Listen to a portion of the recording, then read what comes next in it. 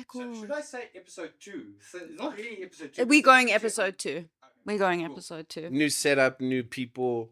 It's working. What? Yeah. I like it. Let's go. Okay, so now I can say take 1 again. Episode 2 of Addicts Having Coffee.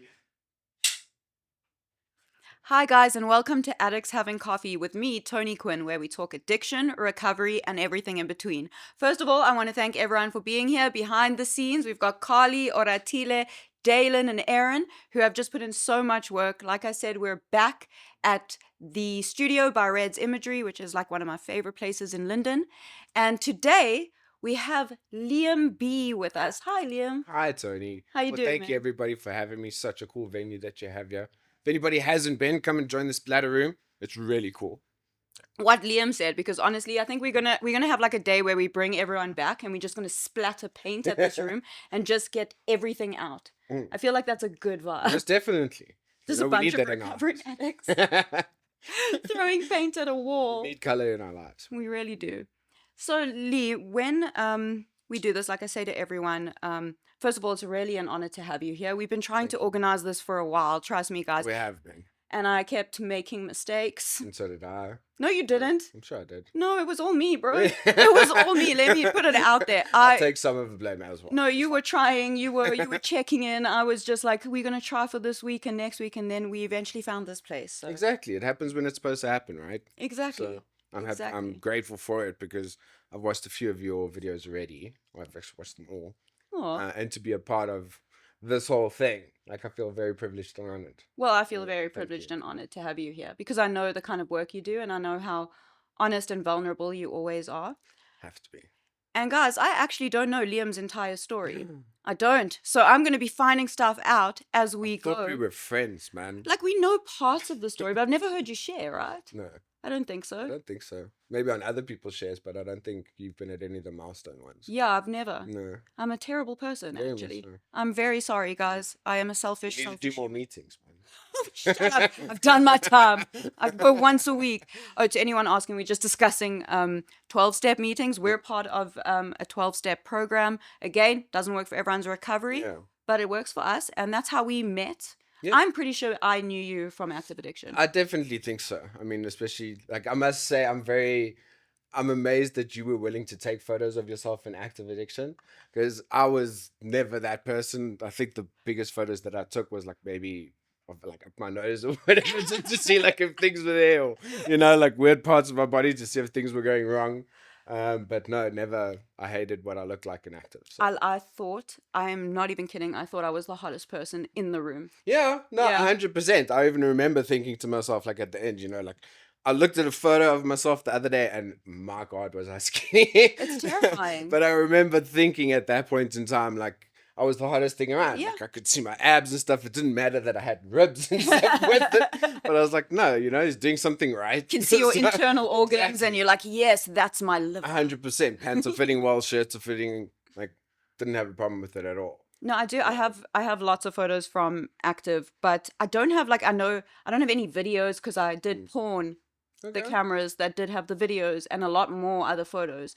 In a way, I'm glad that that's gone, but like, where is it though? Yeah, Where is it? we don't want Yeah. to find it.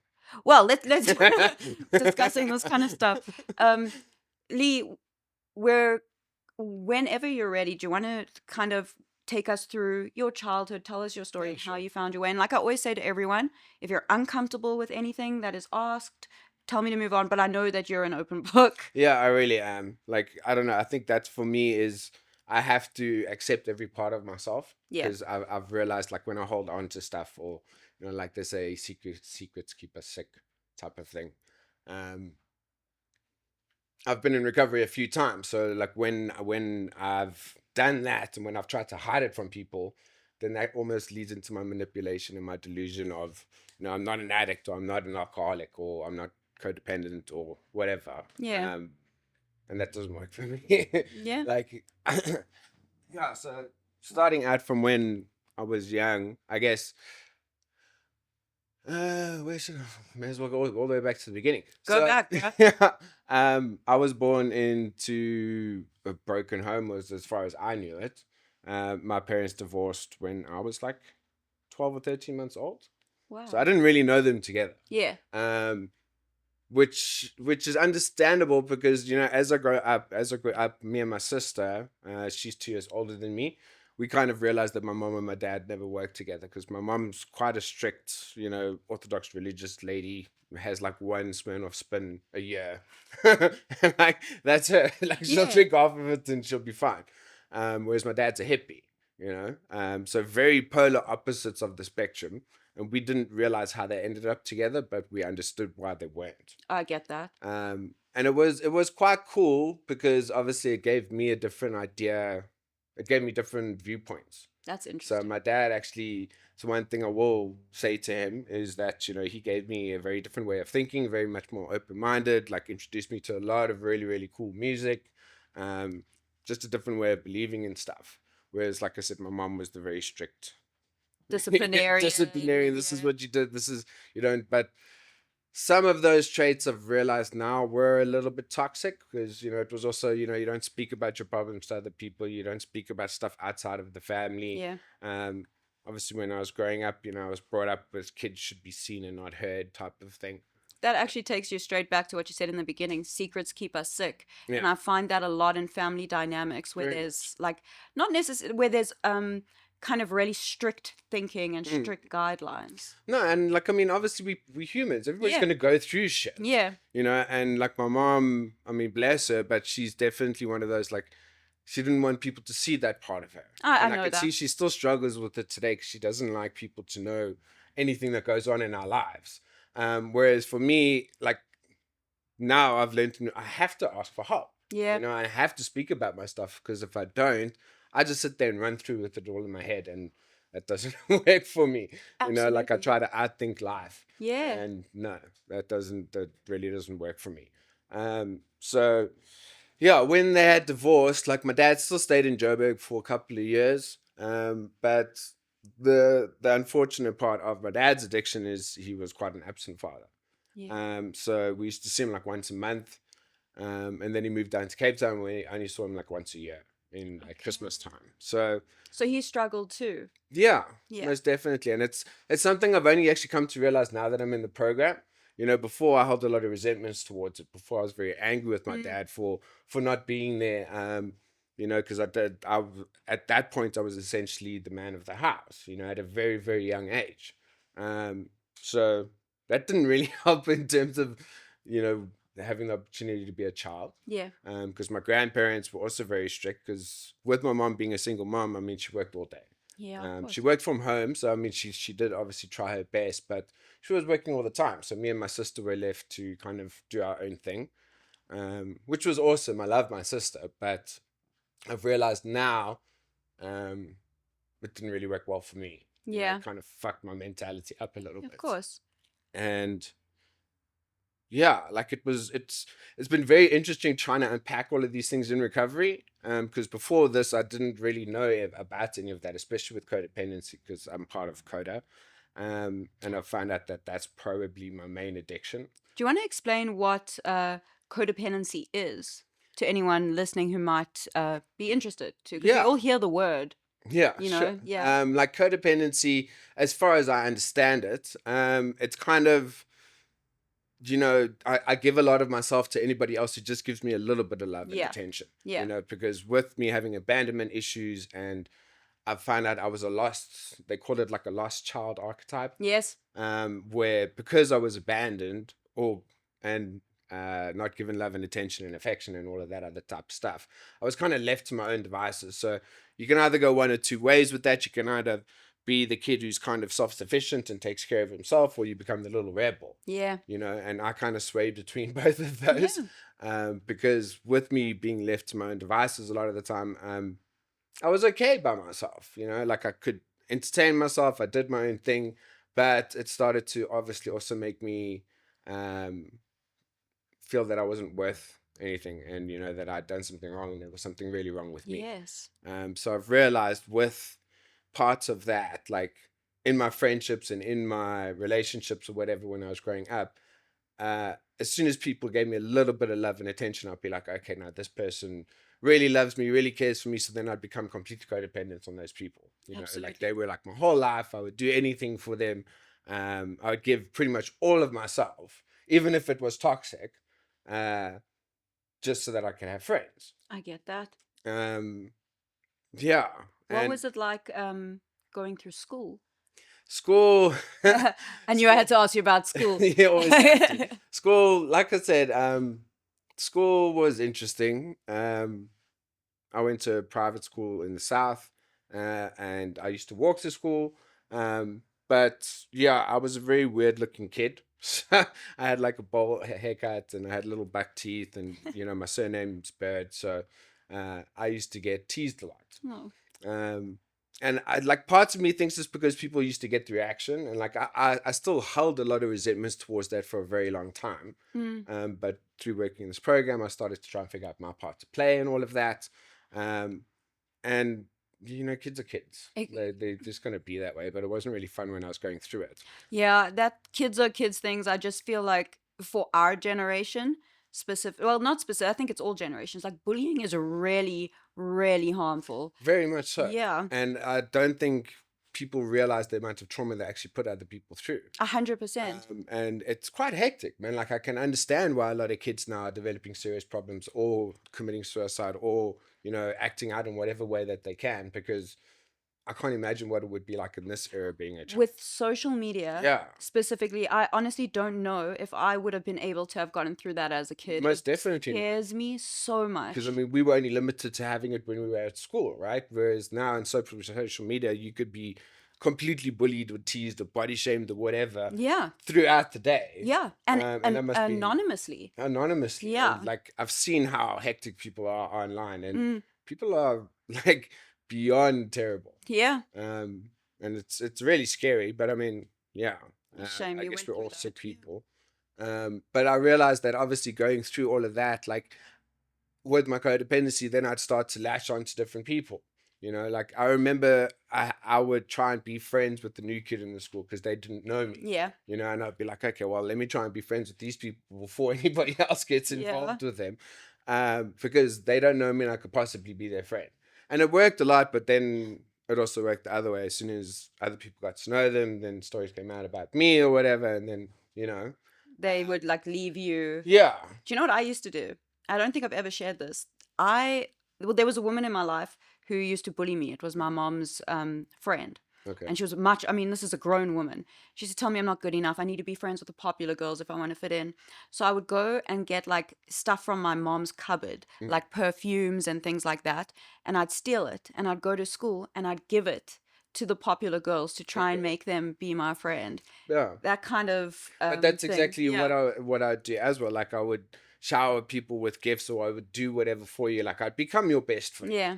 And like I would hide myself a lot in the time. So I realized like it was much easier for me to make friends if I found out what you liked, and then I kind of like mold my personality around that.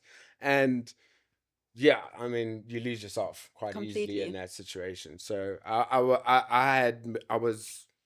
would fit myself into every friend group. So like I was part of the geeks, or part of the cool kids, or part of the old kids, or part of the punk rock kids, or the skater groups, Yeah. or whichever one.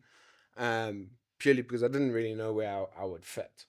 Ooh, I relate to that strongly. Strongly. And that still went right up until my early adulthood. Yeah. And like it was the weirdest thing in the world, because at points, obviously, I didn't realize I was becoming a different person in each group, but I would remember, like, if I was having a birthday party or something like that, I'd be like, okay, well, I can't invite all of these people to the same party because I know they won't like each other. Yeah. And then I also don't know how I would act in that situation, and then I might not be friends with these people now because now they'll see this side of me. And what kind of music do I play? Exactly. Because I'm lying to the like who do I these speak groups. to? Like, Yeah. what type of person should I Yeah. be? Should I be the outspoken, swearing type of person, or should I be the respectful person, or should I be this or that? And yeah, it was nerve wracking. Yeah, it's constantly playing a character. Exactly. And that's like you said, you lose yourself Completely. completely. So yeah, when in primary school, like I said, with all of the teasing and stuff like that, like with me finding different friends group, it would also be because of who would stand up or protect me. Yeah. And that, from what I've realized, also kind of tied into where I started picking up alcohol. Um, I started drinking at a very young age. I was actually trying to work it out the other day. I must have been like 10 or 11, somewhere there. Um, I don't think it was the first. I think my dad offered me a drink when I was younger than that. Because yeah, You're the only other, like, I've spoken to a few people. I don't remember my first drink. It's just part Mm. of my life. yeah, It's just part, it's like, what, I don't remember it. I don't. It's not a I big don't. deal. And that's the only reason I'm saying it was before that is because Yeah. I remember I started like drinking around 10 and 11 because I must have been in like standard 3 or Yeah. something like that. But I remember I drank before that. Yeah. And I had beer with my dad. And like, if I tell you that was the first and last time I ever drank beer, that was literally the first and last time I ever drank beer. I never liked drinking beer. I always liked drinking hardtack or ciders or anything like that. But half of the reason why I started drinking was because I made friends, Yeah. you know?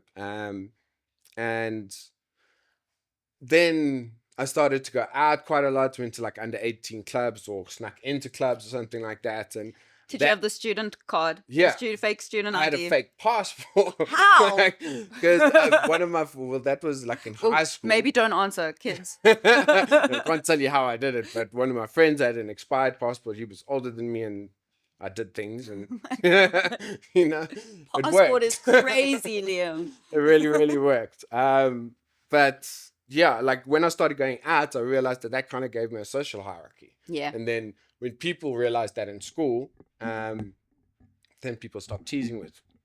People stopped, picking on me and stuff like that. Because now I was going out. Now I was one of the cool kids. People thought I was in a gang earlier. Oh, Like, you must have loved that. I loved For it. real, Like, it yeah. worked very well for me. Sorry, I did something to the microphone. There, I'm not touching it again. Oh no. Sorry. Can someone steady the mic? That is completely my bad. Shout out Dalen, not Dylan. Dalen. The word. We love you, bro. Love you, We're Dylan. discussing what it was like being a fake gangster as teenagers. He's just like, shut up. Thank you. There we go. And So you would go out and party, and then people would talk about it. yeah. Yeah. And like we'd go to places after school, and like a couple of my friends' parents or family owned like little shops or owned a bottle store, and they would give us like Reds or Bacardi Breezes Oh, or I something. love that shit. And like I guess they were also part of the understanding, like rather let them drink in front of you because then they can be manageable. That's what my family was like. Yeah. Yeah. And like I can understand the thinking of it, but also can't. Yeah. Well, if you're an addict, you're an addict. Yeah. Like that's, yeah. 100%. And then we'd go out after school. We'd ask our parents to drop us at the one shopping center close to my house because we were going to movies, but that's where all the kids would go, and we'd hang out upstairs with the skaters and everything and drink and smoke and whatever, drinking pop sucks and, Yeah. all Yeah. of these weird and grappa. Oh my God. Smirnoff spins for me were like the best, and well, Papsak. Yeah. Oh my god, that you're giving me. I'm actually gonna give a photo and insert a photo of that from when I was younger in this part.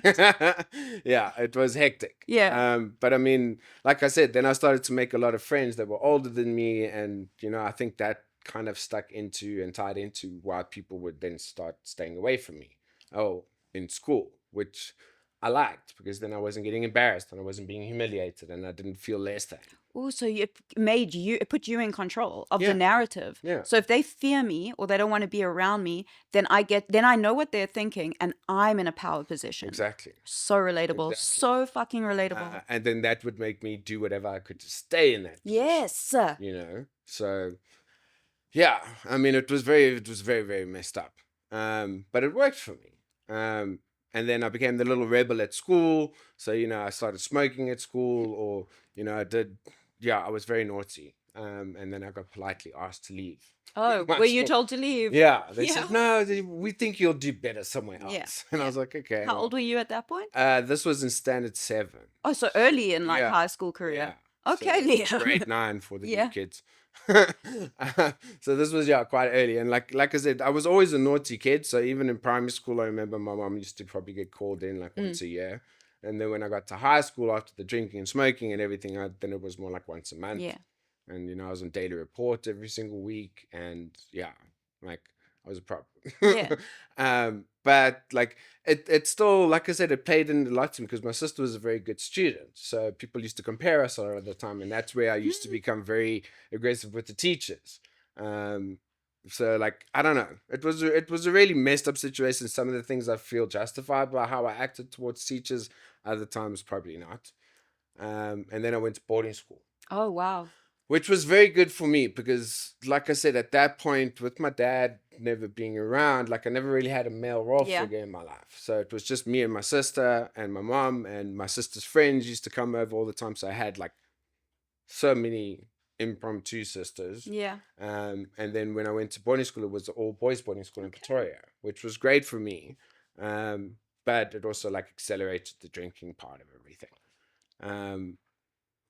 And yeah, I mean, I still was naughty there, so I used to get gated quite a lot of What the does that time. mean?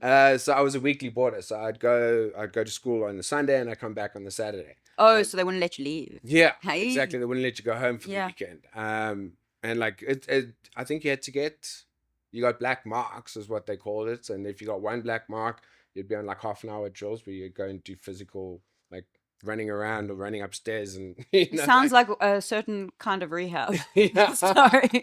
And then if you got 2, you did an hour drills, and then if you got 3, you did an hour drills, and you got gated. Okay. And the gating didn't really affect us either, because then we just stayed at school and drank, So Yeah. it was I always found a way out of it. Yeah. And like I was very good at manipulating, because like I became an altar boy, purely because if you were an altar boy, you got to go home on the Friday, and then you'd still have to come back on the Saturday, and then we'd go home on the Friday, and again tell our parents that we were going to movies or something at Rosebank or wherever, and we'd go there and get completely trashed. Yeah. Yeah, Rosebank. I remember there was a place called, The Yard. I think it was, I remember it being called the Bulldogs. Barrel. Bulldog's Barrel. Somewhere, yeah, but it was like a bar, and they said like we only serve over It's 18s. Bulldogs. It's Bulldogs, bro. Everybody in that place was under 18. Were there pool tables? Yeah. It's Bulldogs. Okay, maybe it was Bulldogs. I will die on this hill. Someone comment if you remember this place. But like, I mean, I don't know how they got away with it, because I mean, I was short at that point, man. So like, I would still have to stand up to the bar and like order straw rum and order tequila and order whatever. But like I said, everybody in that club, everybody in that bar was under 18. I remember that So clearly. yeah. And I mean, yeah. And then we used to go out to Rivonia as well. There was like Cloud9 and a bunch of very weird places where, again, I was still way too young to get in. One of my matric dance after parties was at Club. Oh, really? Sorry, guys, we're having a nostalgic moment of This is why I Rivonia. say we probably ran into each other 100%. somewhere along the line at many of the different places. But yeah, like I said, I used to get into those places because I had fake passports, and bouncers didn't really question passports. Passport is crazy to me. Yeah, it worked. And yeah, but like I said, it was also one of the places where we started drinking a lot more. We started to, lie to our parents and be like, okay, we're sleeping at your house, you're sleeping at my house. So our parents never knew where we were, so we could stay there as long as possible, not realizing that the club closed at some point. So we ended up sleeping in like the McDonald's play Area. I know the place well. Couldn't go home. And then, yeah, like I said, on holidays and stuff like that, like at that point we had my life was just partying, essentially. And I was fortunate enough that I'd gotten myself into a lot of friend groups where we were able to get into a lot of clubs, because either we knew the bouncer or we knew the owner or we knew something. So I mean, even there was a club in Bedford View called Privé for a while. And we used to get in there, and like we had a place where we could go every single night of the week. Yeah. So I think on like Mondays it would be Roxy's or something. They had like student nights or whatever. Yeah. That's when you needed the student card. Of course. Roxy's was my first club. Yeah. And then I think on Tuesdays we would go to Doors in Edenville, because then they had the student nights. On Wednesdays, and it was like Groove Bar, I think, or Groove Cafe, which was also I know that one. in Bedford View. Or in I was a Edenville, Melville girl. Yeah. I was the Melville girl, not Bedford View. And then Thursday there was another place. Friday there was another place. Saturday, where it was literally every night of the week there was somewhere where we could go, where we could get cheap alcohol. Which didn't you? I was still even saying to another person the other day, like, like we would drink before we went there. Yeah. You know, so we had car bars. So Yeah. we would like mix 2 liter Cokes and brandy, which was my drink. And like that's not normal. Yeah. You don't drink before you're going drinking. But I think like the whole thing is how normalized that was. Like Yeah. there were people I would drink with before, and we would car bar all the time, And the difference was with the people I was with, they would have a few. And then we would go party, we would go to Roxy's, for example, and they'd have a good time and they'd leave when they wanted to leave and they'd remember everything. For me, it was like, yeah, we have a car bar, I'm drinking, I don't know how to stop. I don't want to stop. I don't think it's possible to stop. Then I go into the club, get more drinks, black out, wake up at the bottom of the stairs, and I'm being escorted out by the bouncers. Exactly. Like, it's like that drinking before was so normalized with people because for them it was controlled. Yeah. Whereas for other people, like I'm sure me and you, or other people who have been through it, there's no off switch. No. And it does feel fun. Like even going through it now, there's so much nostalgia and we can laugh and we can talk about it because in the beginning there was a sense of innocence around it. Yeah. You know, isn't that crazy? It's insane. Yeah. Like, I think that was, like you said, was the normal thing to do. And even if I went back to how we were drinking when I was at the shopping center, like that's what we did. Yeah. You know, and for me, you know, I have a lot of Irish heritage, so it took me a long time to get drunk. Yeah. So that's half the reason why I started drinking in the car, Mhm. because then it would be cheaper for me, number one, as well. But like you said, there was no stop switch. Yeah. So like I would drink in the car before, I would get very drunk at the club, and then I'd still drink afterwards. Yeah. You know, I'd drink until I went to bed. Yes. And you know, that like it did put me in a lot of very weird situations. Because I think at one point, like I also started passing out before a lot of people, and then I'd wake up to like people touching me and being molested and whatever. So then that tied into me never wanting to go to bed before anybody else. First of all, I'm really sorry and thank you for sharing on that. It's for not a real. problem. Yeah. I mean, it's not normal and it's not nice, and I hope nobody ever goes through it, but it happens. Did you blame yourself a lot for that? I don't know. Like Yeah. I think when it happened, like I still didn't really know what to do with it. Like it's stuff that I haven't really spoken about until like probably this year. Yeah. So like I didn't know what to do with it. Like I was like, okay, well, I also didn't want to tell anybody because then I thought, okay, maybe people wouldn't want to be my friend. You know, maybe people would this or that. So I kind of kept it to myself for a very large part of my life. But I remembered it because it tied into after that, like I never went to bed before anybody else. Yeah. So I would stay up drinking for as long as I want. Even if everybody else passed out, I would stay awake because I was so worried that something would happen to me when I went to bed. And like after that, like I still even would not sleep at people's houses. I would always drive home. Yeah. And yeah, like I never had an issue with drinking and driving. For me, it kept me in control. So even when we went out to Greenside or Melville or wherever, I would always be the person that drove. And you drove drunk? Yeah. Did you do the one eye? Driving like this?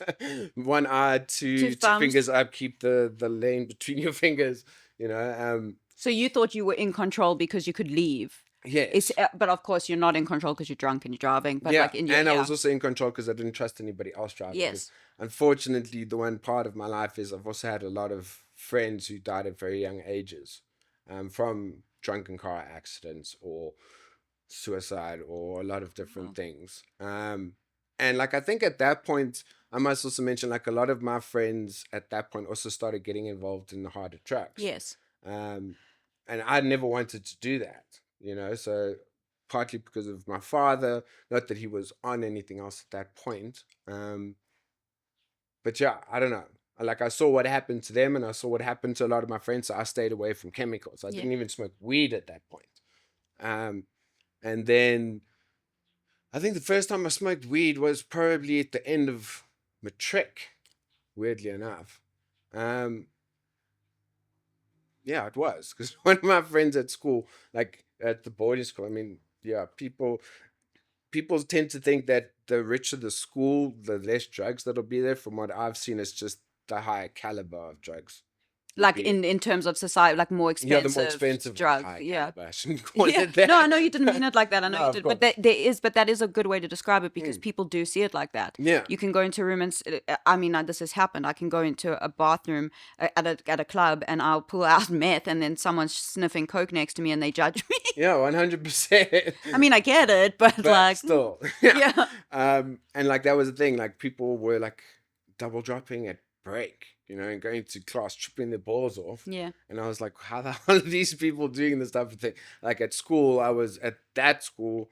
The only rebellious things I did was drinking and smoking on the property, yeah.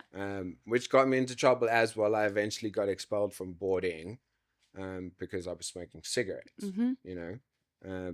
But it was also like the first time I started to really butt heads with,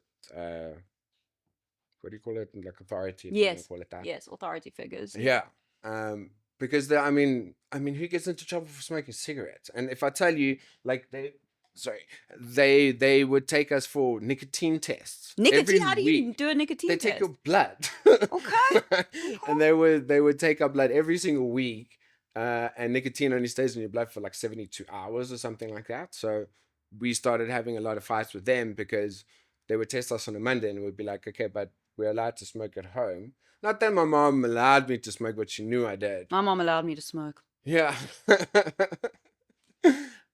So we were like, no, you can't test us on a Monday because you smoked on the weekend. And then they would test us on a Thursday. And, it's like this went on for months. Yeah, that's strange to me. Yeah, it was. It was very, very strange. Yeah. And then eventually, yeah, we managed to get around it and whatever. They stopped testing us. But then the one time, I don't know, our principal had gone overseas or something like that. And the new psychologist had come into the school and I got tested and we were all like, well, listen, you're testing us on a Monday again, we're going to fail. And then we failed and they were like, okay, because this has happened, you're not allowed to be a boarder anymore. I was allowed to finish my finals. So I literally had to go to school, write my final exams and leave. And yeah, that was basically my high school. But one of my friends at that high school had... I don't know, he was a foreign student. I think he was from a Union Island or something. And he had rolled a joint and he was like, if you ever do start smoking, here's a joint. Yeah. And if I kept that joint in my cupboard for months, Yeah. like I definitely, but it was there. And then we had written our final exam. We walked to the shopping center up the road and got very drunk and decided to smoke weed. Yeah. And obviously anybody who smoked weed and when they're very drunk Oof. got greenies Oof. and ended up throwing up in the parking lot and everything like that and walked back to school, showered and then carried on. Yeah. That never stopped me from smoking after that because I loved the feeling. Did you enjoy it? So weed was like was a substance you really enjoyed. Yeah. And that was, I think, like I loved every substance that I did. And I think that was also part of the control that I had. It was part of the struggle I had with the powerlessness at the beginning when I came into the program, because I never blamed my using on anyone. Yeah. Like I decided to take whatever I took at any point in time. Yeah. I thought that was my control over it, and I thought that's what made me different to other people. Yeah. That's interesting. Yeah. Yeah. So but I'll get to that. Yeah. Yeah.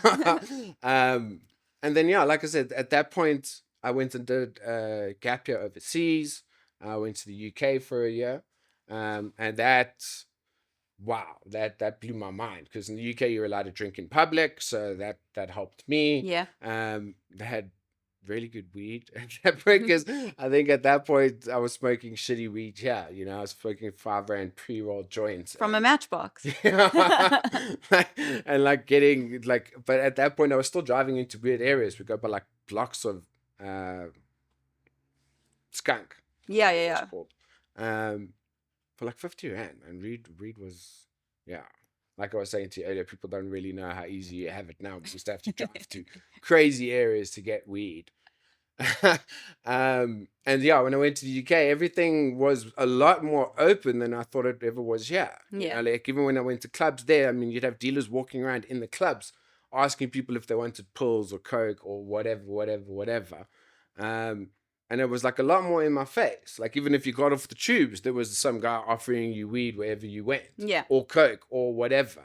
And I think that kind of changed me a little bit. I never did I? I don't think no. At that point, I still didn't do chemicals. I still just smoked and drank weed.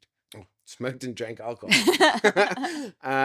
And then, but when I came back, I could change my mind because before that, I never wanted to go to places like Truth. Yes, Because yeah, yeah, like yeah. I'd had a very bad image of them, and everybody was like, "No, it's just drugs and stuff there." And I was like, "Well, if it's anything like the UK, I'll be fine." And I actually really like going out to those places. To anyone watching, Truth is just, it's a club. You go, you party, dance music, and there's like a whole subculture attached to certain places like that. So we're not saying 100% like you do drugs there, but people have done drugs.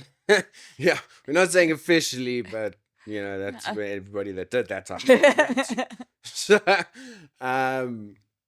yeah, and then I came back because I had to study, and then I started studying, and that just kind of also accelerated my drinking and my smoking of weed because at that point it also made me the cool guy, and I always had weed on me, and I always had very good weed on me, and that's how I made friends, Yeah. and that's how I got involved in different social groups and whatever. But yeah, then it obviously started affecting everything. Yeah, I was just going to say, when did the consequences start coming in? Yeah. Yeah. So it started affecting my marks, and like I started, missing assignments and handing them in late, and yeah, it was a big mess up. And then obviously it started creating issues. So my mom and them picked up on it, and my mom was like, "Listen, we're not going to pay for you next year, because I think I had failed a subject and I had to repeat that subject. We're not gonna pay for your studies unless you go to rehab."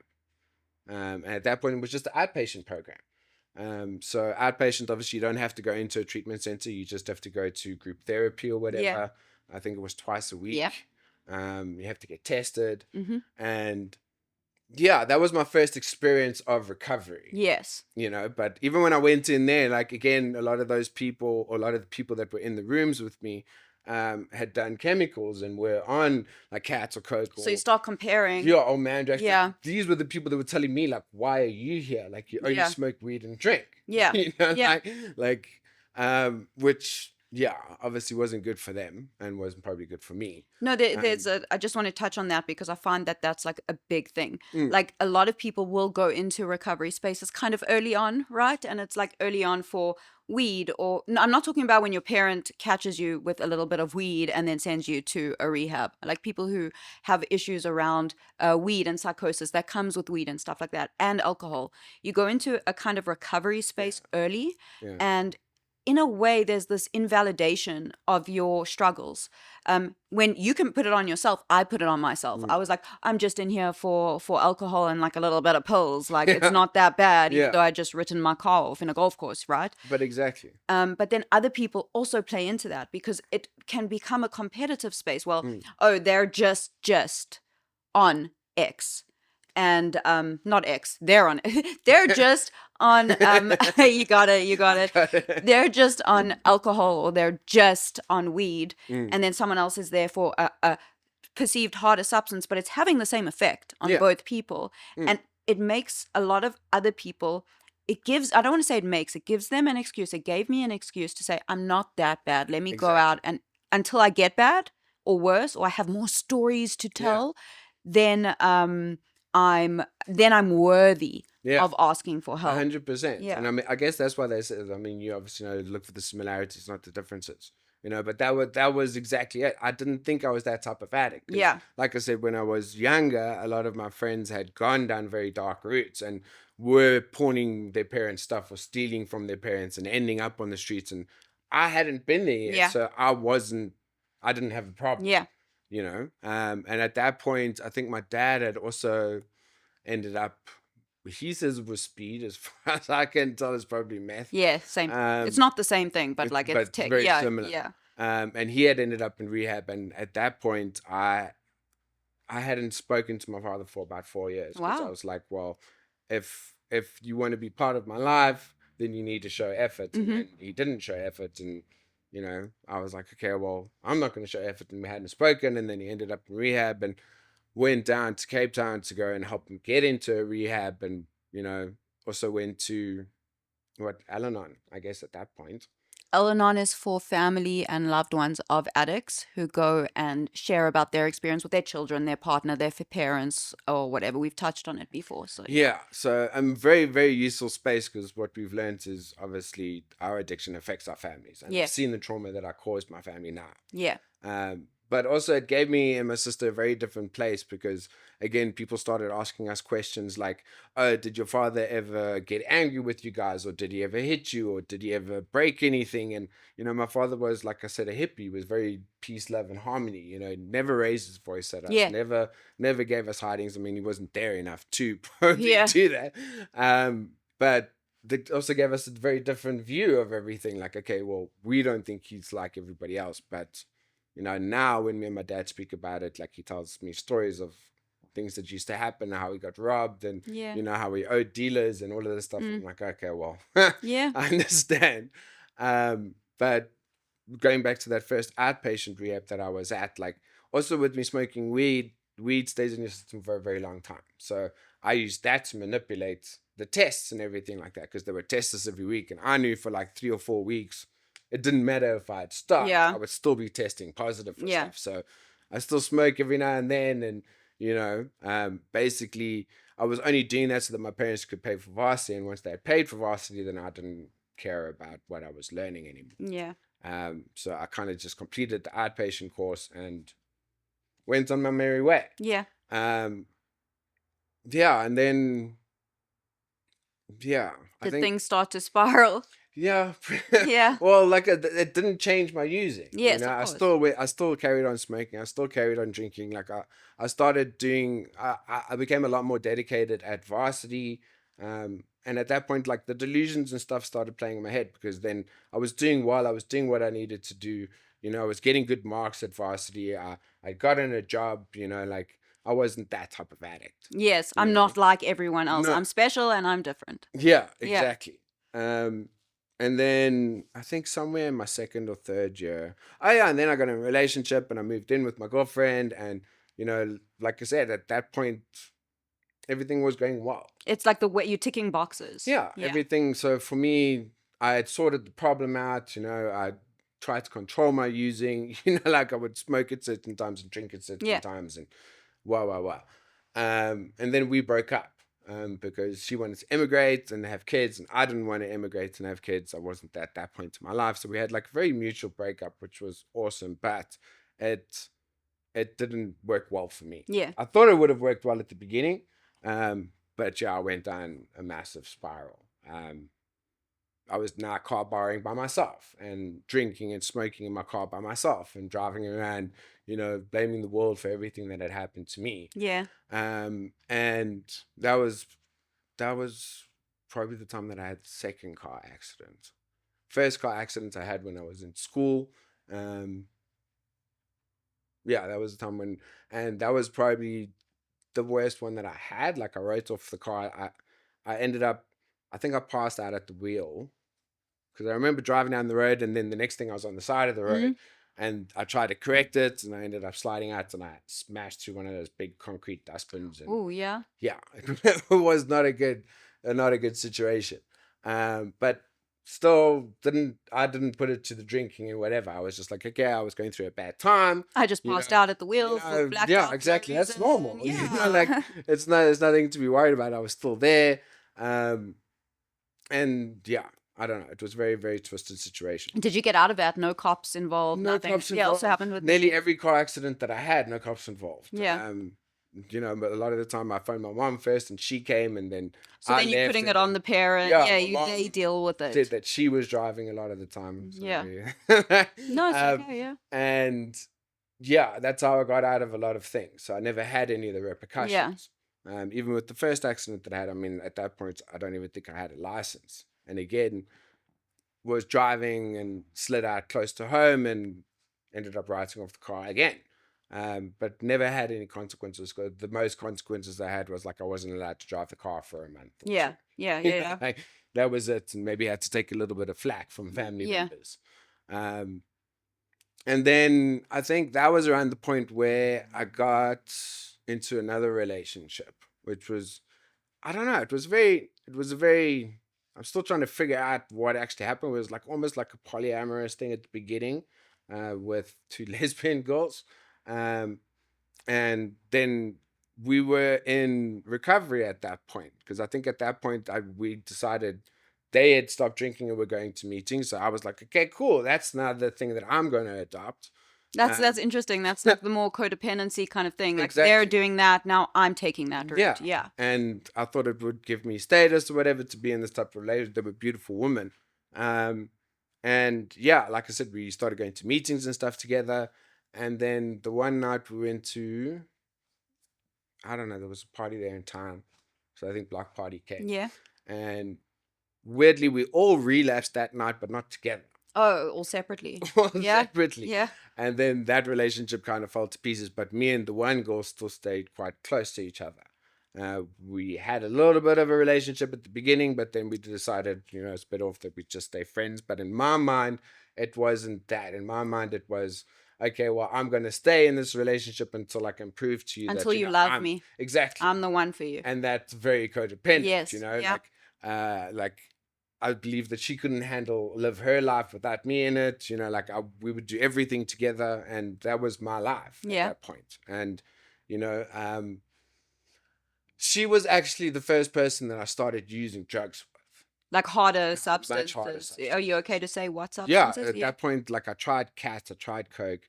I didn't really like those at the beginning because I didn't realize what the effect was, and they made me more sober.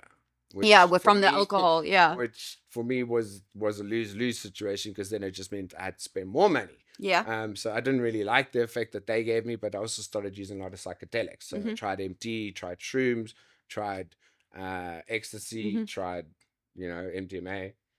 Well, I already said that, but anyway. Yeah, but like I said, she was the first person I actually felt comfortable doing that stuff with. So again, I thought we did it differently, because we would take that stuff and like go to parks, or go do it in recreational areas. Didn't do them really to go out. Yeah, or at home. Or, no. Yeah. But I would, when I would drive around tripping, that's not a smart thing to do. Yeah. And then like I said, part of the delusion that I had as well was when we were taking those drugs together, like we hooked up a few times, and I felt like our bond became a lot stronger. So relatable. That also kind of made me start using a lot more drugs with it. And this lasted for a very long time. This lasted for maybe like 7 or 8 years. Yeah. I have to. That is so relatable, and I find this is why I think it's important to discuss codependency and relationships within addiction, because you're so honest in the way you're describing it. I got into a relationship in addiction, and this person didn't like me. I don't know how to explain it. They didn't love me or like me. We just offered each other something. Yeah. But I really believed that I was the person for this person, which is such a selfish kind of narcissistic in a way, Very but not much. narcissistic. But I don't know what but the word is. Yeah, It is, right? It is, definitely. Like I can fix this person. 100%. But in the same vein, I just also wanted the chaos that came with it, because that's how I saw romance. Yeah. And this person would always break up with me. Always.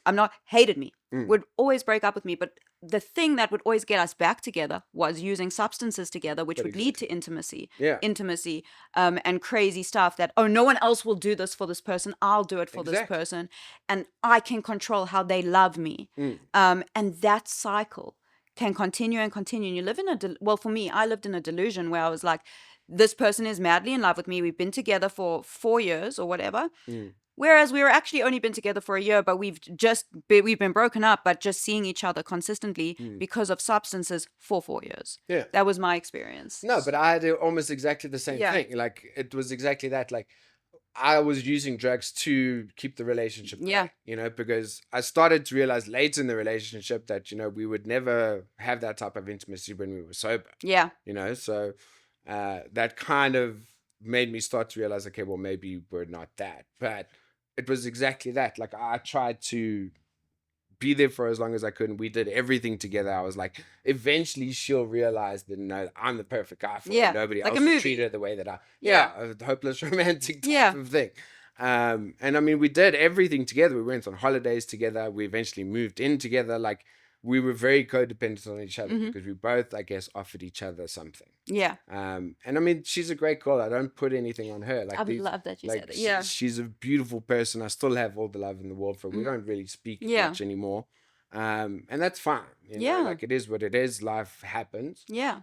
But I don't take anything away from that because Yeah. I guess we were both addicts. Yeah, that's the thing. It's not like saying it's this person's, and this is no way anything I meant by like also what I said previously. It wasn't that person's fault I did drugs. It Yeah. wasn't because I wanted to love them that I did drugs. I wanted drugs. They just happened to be, for me, an avenue Yeah. to chaos, which Exactly. turned out to be substances. And then when that would end, I would still be using, and I would become that person to someone else. Yeah. Like that was my cycle. And they were my whole life. Like, Yeah. I stopped being friends with the people that I used to be friends with. I stopped going to. Now Yeah. my whole life was this person. Yes, You know, yes. after varsity, I'd go pick them up and we'd go Yeah. and do whatever. And, you know, like they were my whole life. Were there any consequences in that around substance use? Like, were you working for those years? 7 Yeah, years? at that point, well, it started getting progressively worse.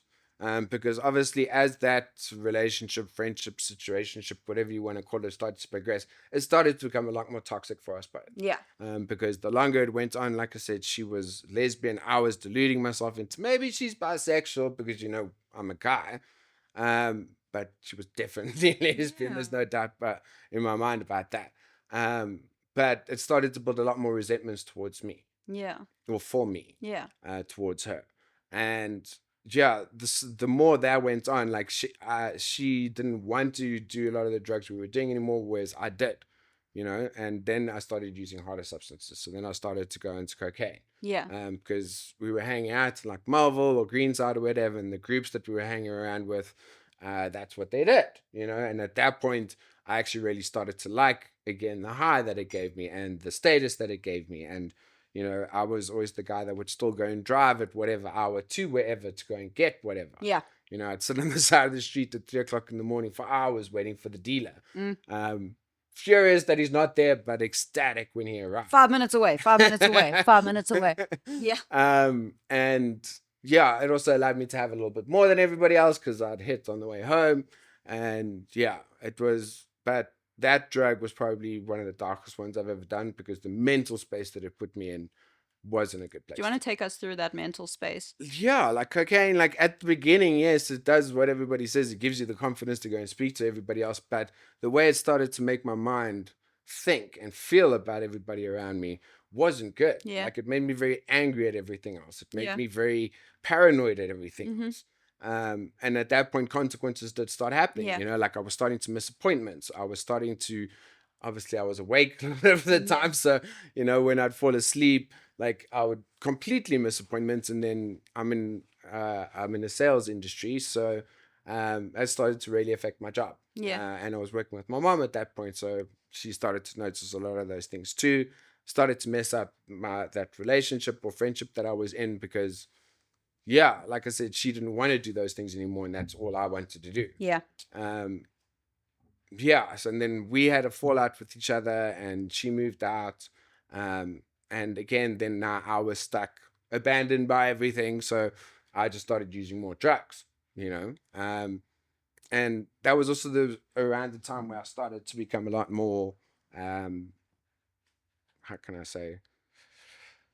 I would keep my drugs to myself. I can't remember the word that I was looking for now, but Secretive. yeah. Yeah. Well, not even, yeah, Selfish? secretive, selfish, like possessive Yeah. stuff. Because like a lot of my friends at that point were doing cat. I was doing cocaine. So when I would go and buy the stuff, I would buy both, but I wouldn't tell anybody else that I had cocaine. I did it the opposite. So- Mostly because nobody would buy cocaine, and then you'd use my cocaine, Yeah. and then I'd have to use cat. And I Yeah. didn't want to use cat. You know, and I did the same even when I was drinking years before. I realized that the other day. I was like, because I didn't drink beer and I would drink whiskey or brandy or whatever, I'd bring that to parties with me and everybody would drink my stuff first. Yeah. And then there would only be beer left, and then I'd be angry because I was like, I don't drink beer. Mhm. So then I started to buy both. I'd Mhm. buy people beer for you to drink, and then I'd keep the brandy and alcohol for myself.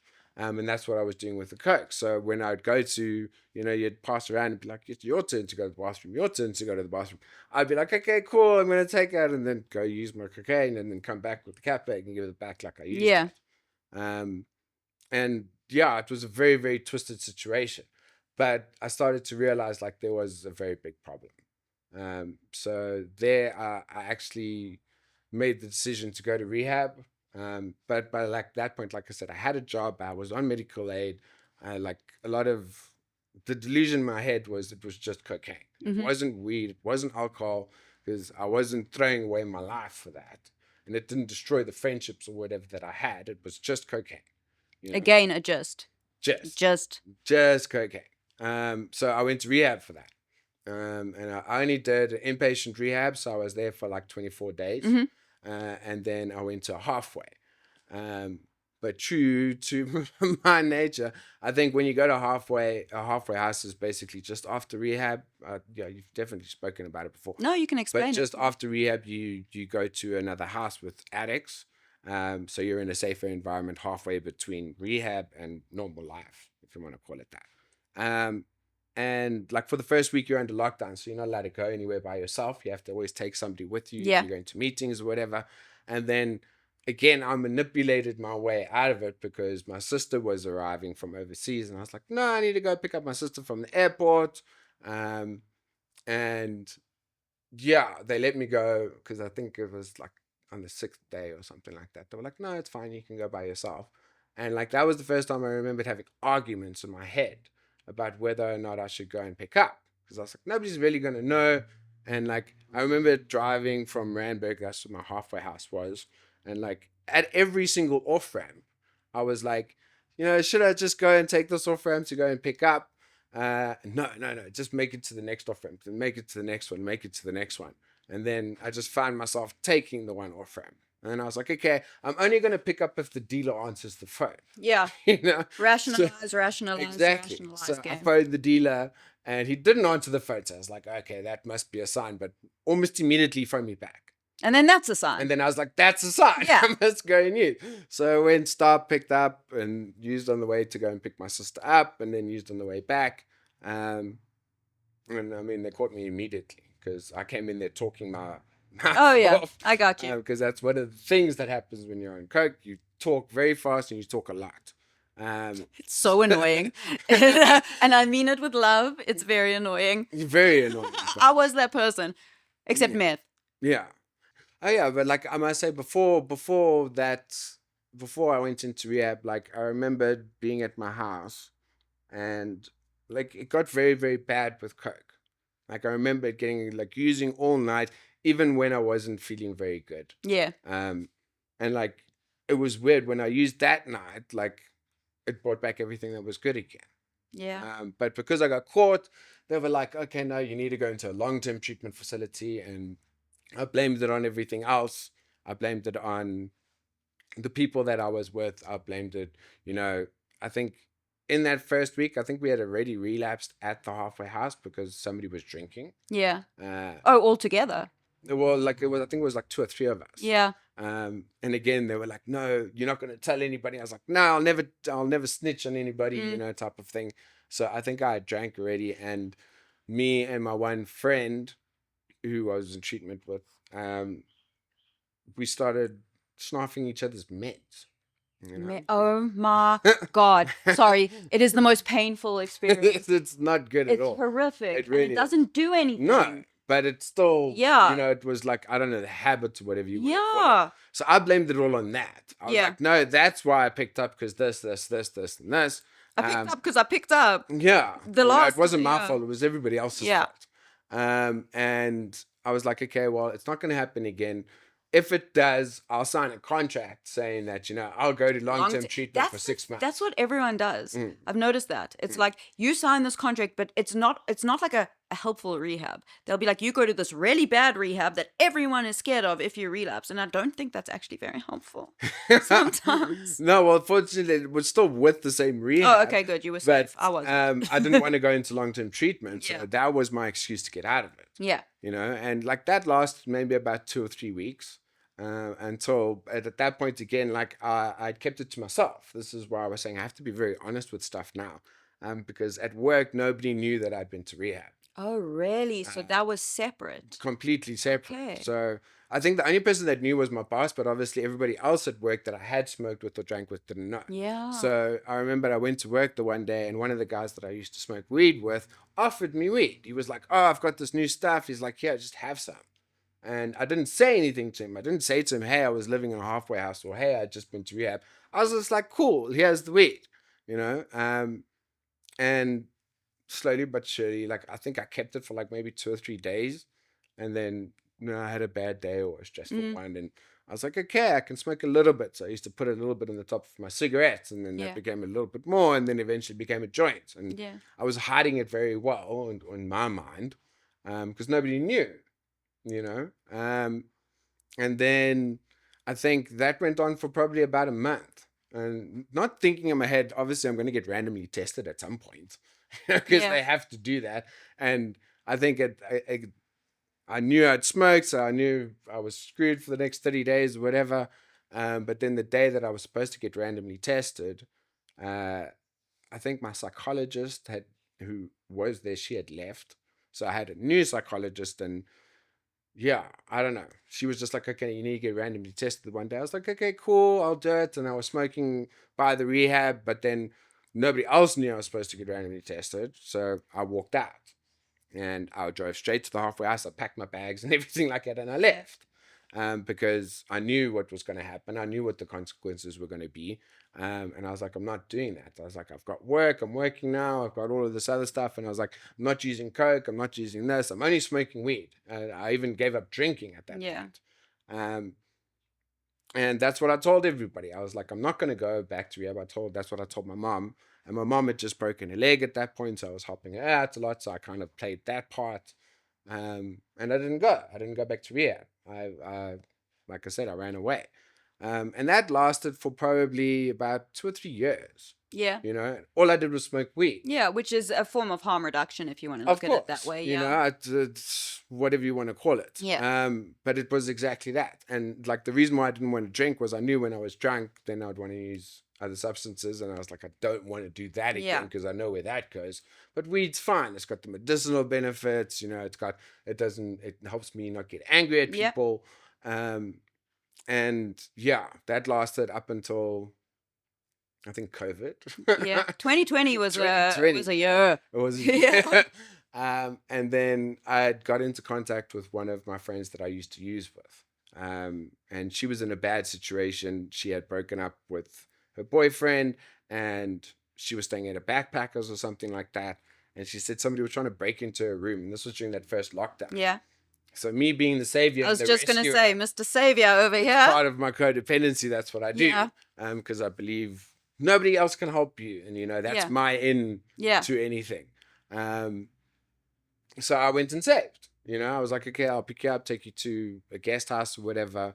And she was selling cigarettes at that point. Yeah. And because in lockdown. Oh yeah. you couldn't buy cigarettes anywhere, so cigarettes were not like the illegal thing. You know, you had to have a cigarette dealer and an alcohol dealer. And so I helped to sell that, because it also gave me a place to get cheaper cigarettes. Yeah. And she was on cat at that point. And she wanted to stop cat. So she was like, listen, I can't take this bag home with me. Can I just leave it in your car? You throw it away. I was like, cool, let me save you by helping out, you know. And you used it? Yeah. Yeah. I think like 2 or 3 days down the line, I was having a bad day, and I was like, this isn't cocaine, you know. I could have a little bit of fun on this. Yeah, this has just a little bit of rat poison. Yeah. A little bit of meth, a little bit of whatever else they cut. I was like, no, it'll be fine. It's not cocaine, you know. And then I used that, and I was like, wow, this stuff's amazing, you know. And then that sent everything. My life went to shit quickly. Tell us about gone to shit. How quickly that happened, because I think a lot of people need to see, because I think what I'm getting mostly from your story is the progression of it, which is so interesting, because people imagine addiction immediately takes you like to the streets. They immediately imagine it ruins every single relationship in your life, everything. But the progression of it is what's so scary around addiction, how you can lie to yourself. I think that that was, like you say, the scariest part, because almost immediately as I started, I went back to how I'd used coke and everything else before. I was finding a dealer that I could have. I was using every single day almost. Yeah. Like, well, until you fell asleep. yeah, at the beginning, maybe once every other day, but it quickly became an everyday type of thing. Using all night, staying awake all day and night, and going like days at a time, and then falling asleep. I just actually want to just jump in here to people that aren't from South Africa. Cat, when we say cat, we're referring to methcathinone, which is a substance here. It's called cat. It's got other names all over the world, but it's not actually accessible in a lot of other places. There's variations of it. And it's how I would describe, like, it keeps you up for, say, as opposed to 7 days on meth, it'll keep you up for 4 days. And it's very, very toxic. Like, you can smell it in your skin. Very much. Yeah, it's a very harmful and very dangerous drug here that is like infiltrating the youth at a rapid and it's rate. cheap. I think that's where a lot of people get it. And that's why. And like you say, it keeps you up at different times, and it's infiltrated at every level. Yeah. And it's a it's a very scary drug. Sorry for swearing. No, you can swear. You can swear. It took me a very long time too. It's a terrifying drug. It is. Yeah. It really I used to love that shit. Yeah, but that was as much as it's terrifying. I loved it. Yeah. Like, it was my new favorite thing to do. And that's what I did, because like, it kept me up. If I couldn't wake up in the morning, then I would use cat and whatever, and like it tied into. But that was also the twisted part of me, because obviously, like I said, it was COVID. There was now a new viral thing going around, COVID. And this is a time when I decided to start using a different drug and putting it up my nose. Yeah. Like that's fucked up. Yeah. And like, I was having to go to places, and like, I was very paranoid about COVID. That's not great to mix paranoia and cat. No. So like, I was sanitizing. I was even sanitizing the bag from the tea. Oh my God. Because I was like, that's gonna stop the cat from let me put your mind at ease. It's already got detergent in it. Yeah, 100%. And I could wear a mask, Tony. So now nobody could see my nose or the white stuff underneath it. So this tied into everything. I could control it. I could control when people saw it. But it very, very, very, very quickly got out of hand. Yeah. Like I said, because I was up all night, I was using, and like that point I was staying back at my mom's house, so I was using my bedroom. Like, it was so twisted. Like, I didn't even want to go to the bathroom, because then my mom would know I was awake. Yeah. So like, I would pee out the window. I've done that. It wasn't out the window, it was in a cup, but I've done that. 100%. Yeah. And like, I would blow my nose on old shirts that I had, and like, it was fucked up. It was the most disgusting I've probably ever been in my life. Like, all personal hygiene went out the window. Like, that, my life literally became getting and using. And like a room, like a like that was it. Yeah. My room was it. Like, and like, it was like, I became. It was fucked up, the stuff that I used to do. Did you go to chat rooms? Yeah. Oh, girl, I call it.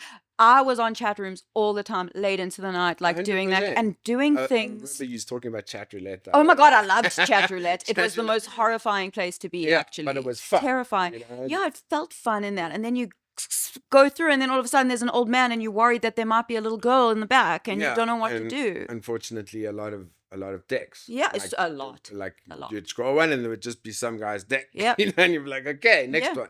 No, I stayed on this.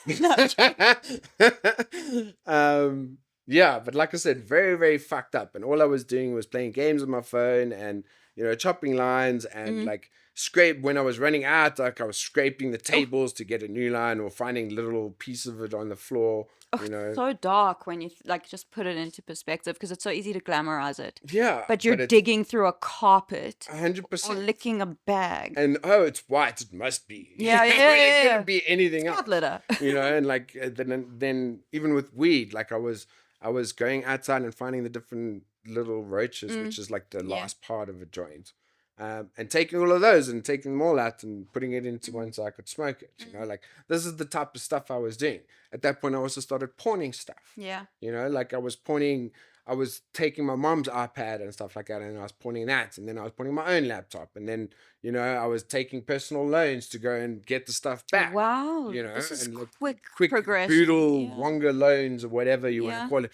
And like, I don't know how I was managing all of this, but I was, but it was getting very out of control very, very, Yeah. very, very quickly. You weren't managing. No. Yeah. In my mind. I Yeah, was, yeah, yeah, But yeah. it was led to the delusion. Yes. Right? And yeah, like I said, then it started really, but at that point, sorry, I guess everybody else could see it, but I couldn't. In my mind, I was still looking good, and I was still gymming or doing whatever. Like I still had a job. I was still buying back my stuff that I was Yeah. pawning. So wasn't get that you. type of addict. Yeah, never that type. Never of that addict. type of addict. But like I said, things started to get out of control very, very quickly. So I was building up a lot of debt with dealers. I was Dangerous, missing my yeah. car payments. I was missing my phone payments. At that point, like, I think my phone was blocked. So, and like, I'm in sales, so I need my phone. Yeah. But I was then pawning my phone because I knew I was getting paid the next day. Yeah. And like it was so fucked up, the things that I was doing. And like, I remember thinking to myself, the type of routine I was in every single day. My day was literally wake up, go and pawn something, get money, go and drive to the dealer, which was in this area. I'm from the south of Johannesburg. So you're coming all this way, yeah? All this way. Pick up, and then use, and drive to a different place, drive to that place, and that was it. That was my life. Waiting And using. Yeah. It was the saddest life I've ever been. And at that point, like, I didn't have any friends, because all of my friends that I used to have, if they knew I was on those substances, they probably would have hit me or something like that, or said I needed to go to rehab, and again, didn't want to do that. And yeah, my sister at that point had her first child, my nephew, and she had come back from the UK to introduce us. Wow. Which was a shame. It was a beautiful experience. But she obviously saw what was going on with me. And she was like, okay, I love my sister again. I absolutely love, we've been able to speak about a lot of stuff. We came from the same place. We understand each other like nobody else can. Yeah. And she said to me, she calls me boy. She's like, boy, how often are you using? And I lied. I was like, oh, maybe once every 2 weeks. And to her, that was a lot. To her, she was like, wow, that's little does she know, I'd used that day. I'd picked her up high from the airport, like I was high constantly all day, every day. And she was like, no, you need to go to rehab. And then we started having an argument, and I was like, I'm not going to rehab. She was like, no, well, I'm not going to let you be part of my son's life. Yeah. If you don't go to rehab. Yeah. I was like, well, I'm not going to rehab. And she obviously did the tough love thing with me, which I respect her for completely. My brother did the same. She was the too. only person that did that. And yeah, I wasn't allowed to be part of their life. And then I started getting very angry at the world, At that point, me and my mom started butting heads quite a lot, and then I was getting kicked out of the house every other week. And then I was going and staying at hotels or motels or Airbnbs or whatever, or sleeping in my car, and then I'd wiggle my way back into the house, and, the same cycle would progress. And like I said, at that point, the only person that was getting paid was the dealer. Yeah. Cell phone company wasn't getting paid. Personal loans weren't being paid. Car payments weren't being paid. So I was running into a lot of debt. And like I said, my phone was blocked.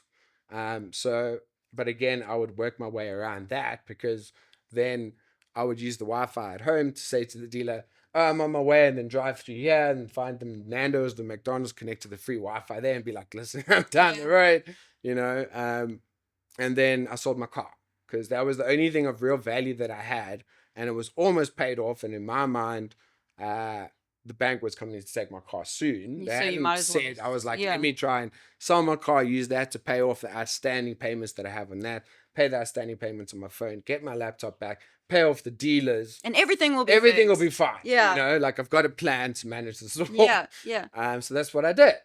And it was the first time that I was actually quite honest with my mom. I told her everything, because before that, like, I never told my mom anything. I was very honest with her, and I said, this is why I used, in that relationship, this is what happened here, blah, blah, blah. This is my plan going forward. I'm going to sell my car. I'm going to fix everything. I'm going to fix everything. Yeah. My life will be fine. And yeah, so that's what I did.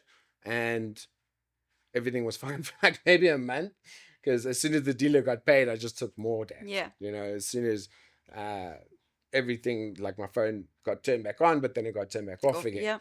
Yeah. And things started getting out of hand very quickly again, because now I had a lot of money. So I was just buying more from the dealer. And like my dealer was my best friend. I knew everything about him. I knew his child's birthday. I knew his wife's name. You know, I was even giving him birthday gifts and his child birthday gifts. And like he was the only person in my world. Yeah. There was nobody else. The only one who will take your call. Exactly. Yeah. But I was so angry at everything else. You know? And then like at night, like I was awake at all hours of the day, so I became very paranoid over everybody else, and you know, it's shadow people started following me, and you know, like it's like it was the worst existence that I've ever been in my life. Like I became so isolated. I became so aggressive towards everybody else around me. I blamed everybody. I blamed my mom. I blamed my sister. I blamed everything. I blamed COVID, because at that point I was supposed to immigrate, and I couldn't immigrate now because you weren't allowed to travel. Isn't that crazy how the beginning of your story, you start with how, you know, you were seeking friendship and connection for so long. Like you were doing anything to keep friends, finding the new kid, wanting to be friends with them, changing your personality and music likes for people as you move through groups, which is the same as my experience. And then eventually through all of that, finding yourself alone, completely isolated, and your only connection is a substance. Yeah. And anything else connected and it was to that. the saddest thing in the world, because then for me that was reaffirming I wasn't good enough. There we go. Abandonment. Abandonment issues. Yeah. There's something wrong with me. Yeah. That's why nobody wants to be around me. Yeah. It's not that I'm using drugs. It's No, everything it's else. me. Pour me a drink. Exactly. Yeah. 100%. What, Lee, what from that point took you into a recovery space? Well, at that point, like it started to get very out of hand, and because my mom had started to realize all of this stuff, she court ordered me. So You got a court order? Yeah. Wow, that's rare. Like, it is rare to actually get that through. But in my mind, like again, I wasn't the problem. Yeah. So they came. I rocked up at home the one day, and this was probably about the fourth intervention I'd had with my mom. And every other time I'd wangled my way out of it, and these people gave me a summons. And they were like, listen, if you don't come with us now, you're going to go to jail. Yeah. And in my mind, that's not how that worked. I was like, well, I'm going to meet you guys at court. I was like, I'm going to sign the summons. I was like, I'm not going to jail with you, and I'm not leaving with you now. And we had an argument and whatever, but I went to court the next day. And I pleaded my case at court. I said I still had a job. You know, I was still paying for stuff, this, that, this. I went to court with drugs on me. Yeah. Yeah. And I was busy trying to tell these people I had it all together. Wow. You know? And you believe it. I swear you can believed put you on a lie detector test. You would have, like, I get that. 100% believed it. And they were like, no, you need to go to rehab. I was like, no, I need the program. For me, as in Narcotics Anonymous or Alcoholic. Or Yeah, a 12-step program of some sort. Because I was like, that's the only thing that's going to help me. Yeah. And I knew that in my heart, but I knew the program needed me to get rid of every drug. You need to go to rehab. Yeah. Substance. And I was willing to do that. Yeah. Again, now it was just cat. It wasn't weed.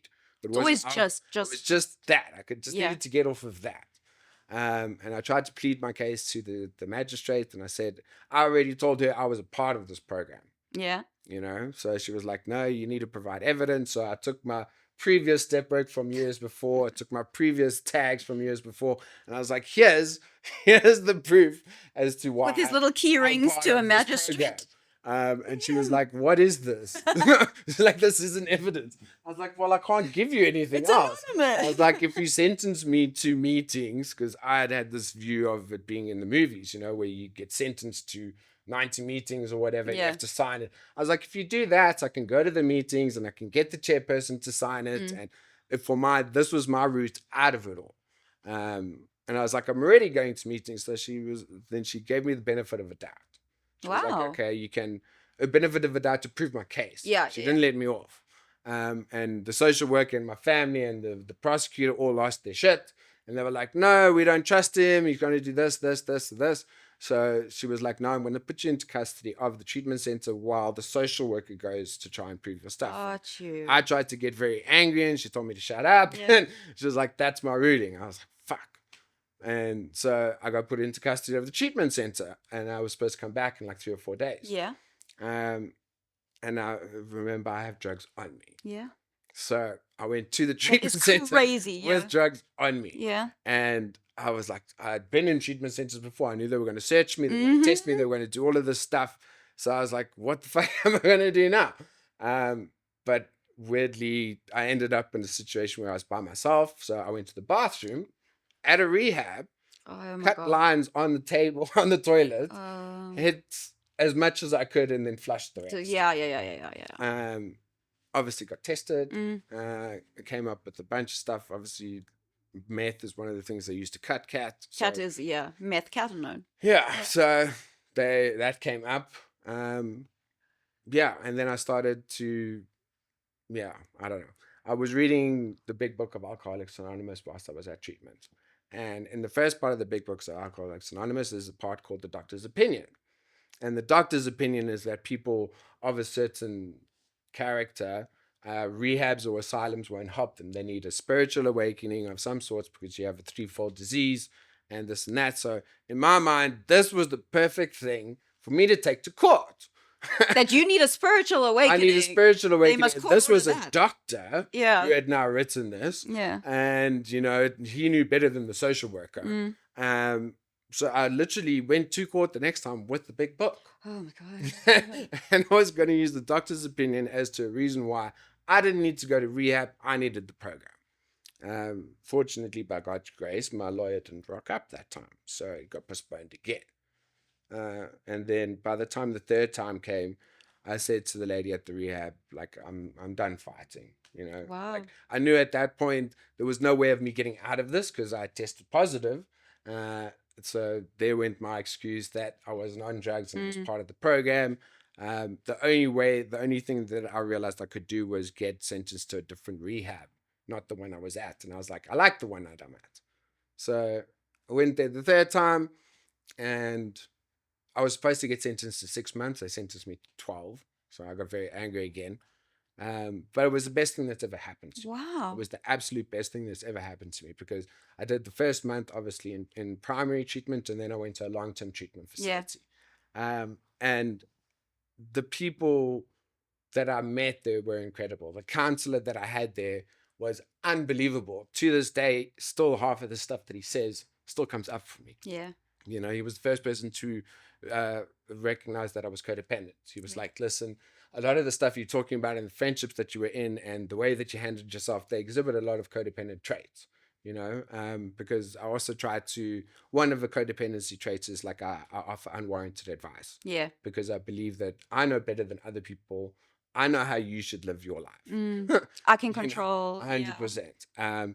And also, like, because of a lot of the things that I'd been through, I didn't want people to go through that. So I gave people answers and like, no, don't do this, and he was like, no, you're codependent. So I was like, okay, well, what do I do for that? He was like, I don't know. Yeah. He's like, I'm not codependent. You have to go to Codependence Anonymous, and they'll tell you. But he's like, at first, we have to work on the addiction side of it. So it was tough at first because, again, I was very angry at the courts. I was very angry at my mom. I was very angry at my sister. Well, not at my sister anymore because she started talking to me again. Yeah.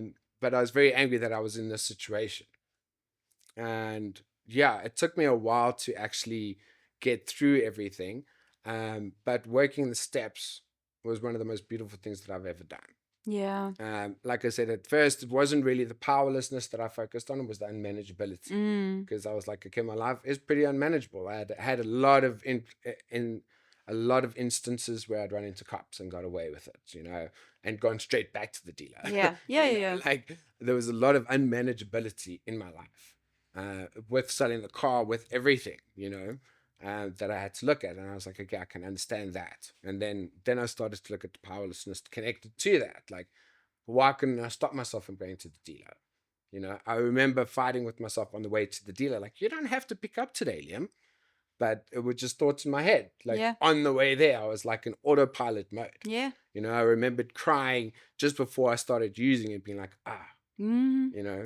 but then carrying on using for those days. Like, I started having health problems where my feet were swelling. Yeah. Yeah. Which- no, I had the same thing, 100%. Yeah. To me, in my mind, I was like, no, I must have gotten bitten by a spider. It wasn't drugs. Yeah. So I was rubbing like antiseptic cream and all this weird stuff on my feet. And like very, very, very unmanageable. And that was also the first time that I started to accept the power greater than myself.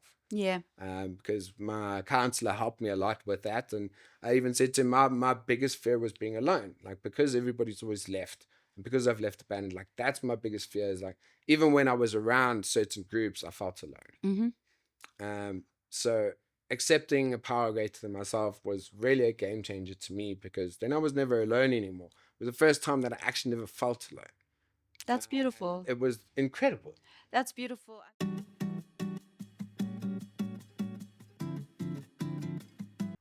This is part 2 of Addicts Having Coffee. Episode 2. Thanks, Dalen. Okay, guys, sorry, I slowly moved out of frame for some reason during that part, but we're back and we're talking about higher powers. So, Liam, you were just saying you were in primary treatment and you realized that for you, what was very helpful was finding a higher power so that you're never really alone and that abandonment kind of ideal goes away. I just want to say, like, for me, I think it's great that that's how you were able to find something outside of yourself. I struggled with that and I'm still struggling with that to this day. I'm talking 13 years into recovery. The concept of higher power still makes my body like really anxious and like really like tense. On my 10-year of sobriety, 10 years in, it was the first time I said God. You know, at the end of a 12-step meeting, we say the serenity prayer and we hold hands. And it sounds so culty. And We don't give each other money or anything. yeah, no one gets money. So it's a really bad cult. It's a really helpful cult. So we hold hands and we say that. And I always used to go, grant me the serenity. Like that. I did the same thing. Yeah. Though. Like, I think for a very long time, that God part, I wouldn't say it. Yeah. I'd carry on with, grant me the serenity to accept the things that cannot change. But the actual word God freaked me out for so long. Yeah. And I guess, obviously, I was brought up as Irish Catholic. Yeah. So I remember my gran was from Dublin, and, she would be, when we got visited for Christmas, she was like that type of Catholic where you weren't allowed to open presents until you went to Mass. Christmas Day. But I loved it. Like, I loved everything about it. But then slowly throughout my life, I detached. Like, there was a lot of different reasons for it, and I can't give you the exact one, but, I went through being an agnostic. I went through being an atheist, and then, I wanted very physical proof to it. And slowly but surely, my higher power became people or drugs. And yeah, obviously, I mean, that's never going to work. If I'm basing my own self-identity and self-worth off of other people, like, that's a problem. I even remember thinking to myself, like, as long as everybody else around me is happy, I'll be happy. Yeah. that never works. And that puts you in a position of God in a way, because you want to make everyone else happy. Yeah. I don't know if I'm right. No, you are. Like, that's exactly it. But it was also like, I mean, it's a very fragile thing to base my identity and my happiness off of other people. Oh, absolutely. Because if I'm making everybody else happy, who's really making me happy? Yeah. And then, everybody else is happy, then they're going to go on living their lives, and then there's me by myself again. Yeah. So I think that's one thing I love about the 12-step program is, obviously, like, our second step says that we admit what came to believe that a power greater than ourselves could restore us to sanity. And I love the way that the NA literature works that, because it kind of asks you very specific questions, like, what characteristics does your higher power have? What characteristics doesn't it have? It's like, what is a power greater than yourself at the moment? And for me in treatment, those were very, very tangible physical things. So it was the court, because they just taken away my freedom. It was the recovery space, because they were kind of controlling everything. Like the Constitution of South Africa, that was bigger than me. The police force was bigger than me. Very, very, very physical things. And I started to work on that quite a lot. And like I said, it's funny you put that in the position of like higher power kind of stuff, because you've got an issue with authority. And for me, like, that's the opposite. So I would have inverted it and been like, those are my institutional resentments. They did come up and stand for as the institutions that I resented. But I just thought, like, because I was there and, like, they had taken away everything from me, they did kind of have were. power more than me. Yes, you know? yes. Me as the little person that I was, I couldn't do anything about that. So yeah. But my counselor, like I said, he was amazing. He loved the big book of Alcoholics Anonymous. So we went through a lot of that, and towards at the back of the big book, it's got a part called the spiritual experience. Yeah. And it says that a lot of us, we may not have that God moment. We may not have, oh, now it's, some of us go through what they call an educational variety, where it happens slowly over a period of time. And that's kind of how it's happened with me. Yeah. So at that point, I mean, we're asked to pray and meditate and whatever. And it doesn't have to be a religious thing. It's just praying, it's whatever you want to call your higher power or whatever it is. But you have to take a space out of your day to do it. And like, I had to start doing that, and I had to start working on trust. So like the first parts that I would pray about was to trust him, because in my point of view, at that point, he had never been there for me. I felt abandoned. I had these ideas of, I must have been cursed, or I must have been forsaken, or I must have done something seriously wrong in a previous life for me to be where I am now. And like, that's the first things that I started praying for, was like just the ability to trust him, and just the way, I don't know, to see if he's real. Yeah. Like, and yeah, I think even at the beginning, I actually asked for help to learn how to pray. That's amazing. Yeah, that's interesting. Which is, it was very interesting for me. But that was also the first time where, because he started to realize I was codependent, I also started to realize throughout my life, because I had to be so self-sufficient, there was a thing where they said in codependency that you become needless. In a way that I didn't need anybody else to fix me. Yeah. Which is a very twisted way of thinking, because I thought in my mind, I can fix everybody else. Exactly. Everybody else needs my help. Yeah. But nobody else can help me. Yeah. And it's a very, very twisted way of thinking. And because I'd done that for so long, the problem was I stopped asking for help. Yeah. Because I didn't want to ask for help. Again, maybe because of upbringing or because of whatever else. I also thought like maybe if I asked for help, it would make me seem weaker to people. And I didn't want to feel weaker to people, because then people would look down at me, and then I'd feel embarrassed, and then fear, and like, like a lot of things play on it. And then I think what actually happened was I had to put down my cat while I was in rehab. Oh, I'm sorry. That's awful. Yeah, it was terrible. And she was beautiful. Her name was Brooklyn. She had like a split face. So like half of it was gray, half of it was ginger, the other half was black. She was beautiful. Oh, I'll show you a picture afterwards. And like she had lived with me for maybe about 13 or 14 years for different houses, and I loved her. Yeah. But whilst I was in rehab, she got very sick, and my mom phoned the one time and said, no, she has to take it to the vet. What I want to do, and like, I didn't want her to suffer, just so that I could see her when I got out. Yeah. And yeah, so we had to make the decision to put it down. I wasn't obviously allowed to leave. So at that point, I started praying like hectic. Yeah. And one of the people there had a rosary. And I was like, okay, well, whatever, let me just try do that. And I did that, and I prayed that she gets taken and it's comfortable and whatever. And like, the more that I started to do that, the more I actually started to feel better.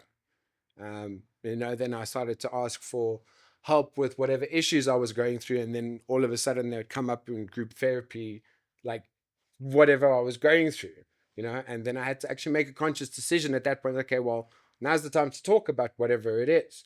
Yeah, like it doesn't automatically fix it. It gives you a it gives you an pathway. opportunity. Yes. And like, that's what I've seen happen. Sorry, that's what I've seen happen to me a lot of the time is, when I've prayed for strength or whatever, I don't get it. Like, I get an opportunity to be strong. Yeah. And that's what happened to me. It's okay. It's okay. Oh, thank you. Tissues. And that's kind of what happened to me the whole time. And then it was weird, because then I had to actually start busting myself for some of the things that I was a naughty kid. Or I am a naughty person. So there was a few times where I had done things in the rehab where the one guy was in a relationship with another girl, and he had gone to halfway, and I was still having access to my phone because part of the court order was that I had to write the exam for the industry that I'm in. So I was having access to my phone and my laptop like every now and then. So I was messaging him and passing messages between Ooh, them. Liam. Yeah. Ooh, Liam. Yeah. But again, this is my codependency because I wanted to be friends with people, and I would do anything and everything for you, even if Yeah. my counselor said I compromised my own moral compass Yeah. And them. and them, Yeah. and putting them in dangerous Yeah. situations. And then it came up there where I don't know what exactly. I don't know. There was a long story of what happened there, but it came up in the one group therapy, and I literally had to bust myself because they were asking her what happened, and yeah, I couldn't let her go down for it because shame. So that allows you to take moments of self-reflection and accountability, because I feel like for me that's what not everyone is privileged enough to go into a treatment facility, but I think any kind of recovery space that allows you the space to be honest with yourself, even when it's that difficult. That for me was, I'm sorry, I'm bringing it back to the higher power thing, Please. because that wasn't necessarily a part of my journey per se, right? Yeah. But what was my idea of higher power being human connection and being able to be honest with other people and have them actually take it on and listen to it and give me the feedback necessary, even if it hurts a little bit, Of course. but with love. And Yes. that took me from when I was younger, and I don't know if you had the same experience in moments like that. Like obviously in rehab, we all I did things to try be the cool one in the rehab. Yeah, of Okay, course. yeah, I wanted to be the cool one in rehab. Like I was at the top of the rehab coolness. Yeah. That you want to be that. It's the same. It's kind of a high school mentality, I Yeah. suppose, that we revert back to. But where I was going with this thought was that, but within that space, it allowed me to say that out loud to someone, that I am trying this because I want to get this. And that allows for real human connection, which slowly became my higher power, was people in that space. And that's when my spiritual awakening, as you want to call it, because mine isn't necessarily associated with a god or anything like that. My spiritual awakening came with the fact that people would accept me for me with my honesty. Exactly. And that helped me let go a lot of power and surrender and made me not scared of abandonment. And I love what you did for your abandonment stuff as well. It's just amazing how there's so many kinds of recovery and so many paths to it. And I love hearing this. But that's almost exactly what happened with me as well. It was like at the beginning, again, it wasn't a deity or any religious type of thing. It was just a group around me. It was my counselor. It was whatever. And I had to do the same thing. Like I actually had to start trusting the group with stuff that I wouldn't normally trust people with. And was what my counselor tried to do with me is he said, why don't you mention, obviously I was very open with him. Yeah. Because previously with psychologists or therapists, I don't know, I always messed with them. Authority. So, of course. Yeah. So I never really got to the crux of anything. And with him, I decided, okay, well, if he's really going to help me, I kind of have to be honest. Like, I kind of actually have to tell him what I need help with. Yeah. And I trusted him completely. It was one of the first people, weirdly, besides the magistrate, who I actually felt cared for me. Wow. Because she gave me the benefit to prove my case. And I was like, wow, that's the best experience I've ever had with authority. Yeah. Every other cop I could just pay off or, Yeah. they were corrupt, whereas she actually had integrity. Yeah. And the same as I felt with my counselor. And he kind of, he didn't force me, obviously, he encouraged me to share stuff with the group. Wow. And at first, like I said, I was scared to do it because I thought, now I have to tell these people stuff that I don't want anybody else to know. I'm literally being the most vulnerable I've ever been, and I'm giving people stuff that they can use against me, which brought up fear, because then I didn't want to be embarrassed. I didn't want to be humiliated. I didn't want to be judged by people, because then I was less than.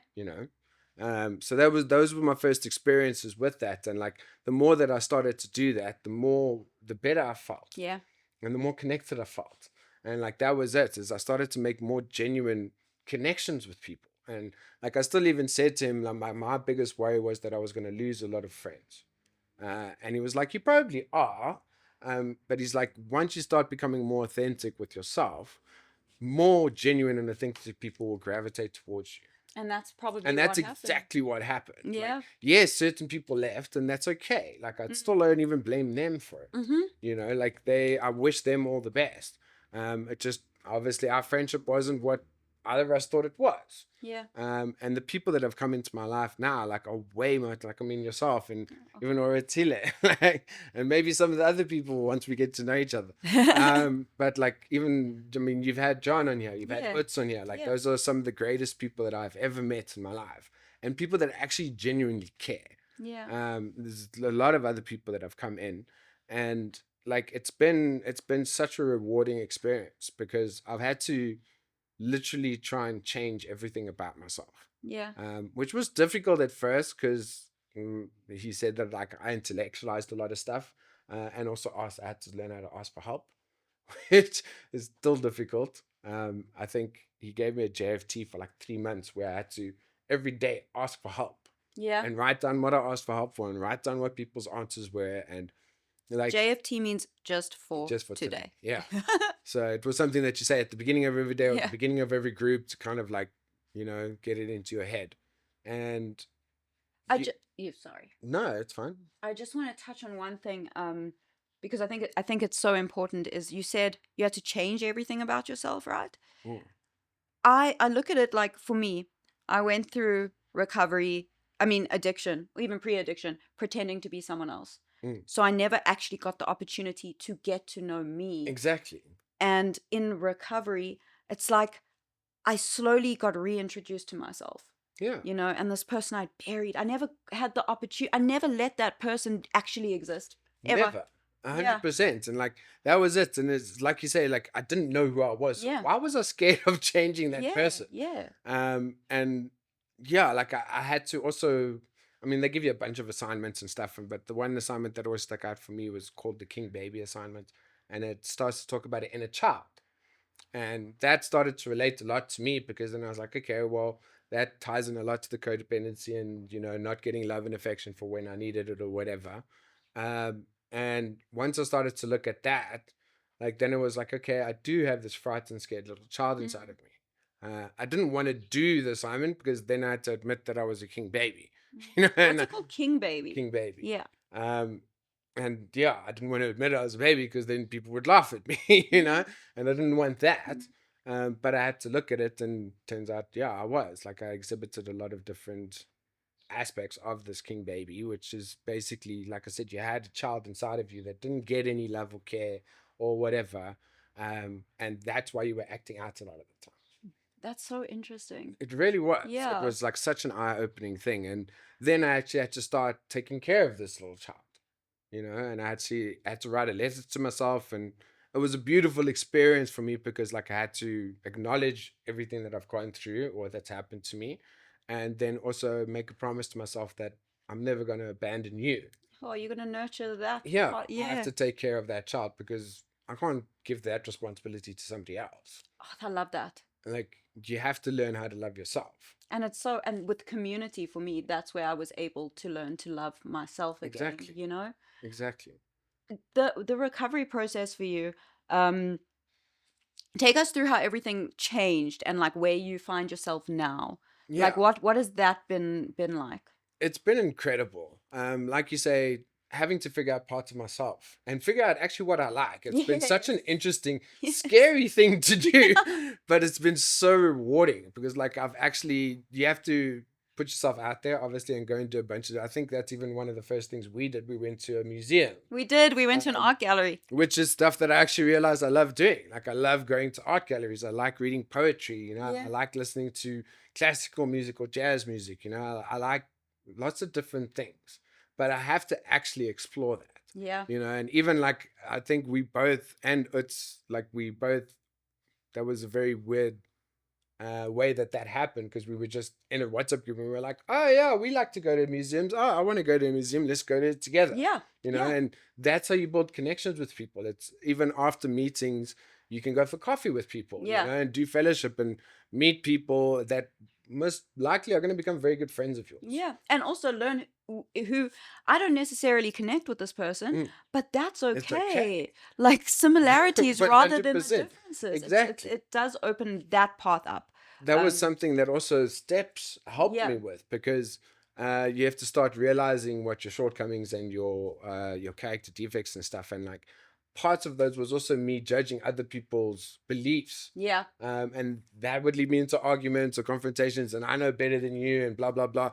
Now, dude, if you want to believe in whatever, you believe in it. Like, I Yeah. might not agree with it, Yeah. but you're entitled to your belief just Yeah. as much as I'm entitled to mine. Yeah. Like, I don't have to like everybody, because not everybody has to like me. Yeah. And that's hard to accept. It was fucking hard. incredibly hard to accept, because the codependent people Yeah. pleaser type of thing. Like, if you didn't like me, I went out of my way to make sure that you did. Yeah. You know, even if I didn't like you. Yeah, 100%. And now it's okay. Like I say, not everybody's going to like me, because I'm not going to like everybody. You know, not everybody's going to agree with my way of thinking, but I'm not going to agree with yours. It doesn't mean you're a bad person. It doesn't mean I'm a bad person. It's just we're human beings. Yeah. You know, and like that also started to change with how my relationship with my dad, because my counselor said to me, he was like, I hope if anything you get from this program is that you start not seeing your dad anymore as the abandoned, failed father, but rather just another sick addict. Mm-hmm. And that changed everything for me, because then I was like, I started to think of myself when I was an active, and I was like, did I really pay attention to people? Did I really, care about my mother, or what? I don't know if you had the same issue, but towards the end, days and weeks went like that. Oh, nothing made sense. Time didn't exist. It didn't exist at all. And then I was like, okay, well then maybe that's what happened with my dad. Maybe that's why he wasn't there, because he was also high or whatever at whatever points in time. So years went like that. It wasn't necessarily a personal thing towards me.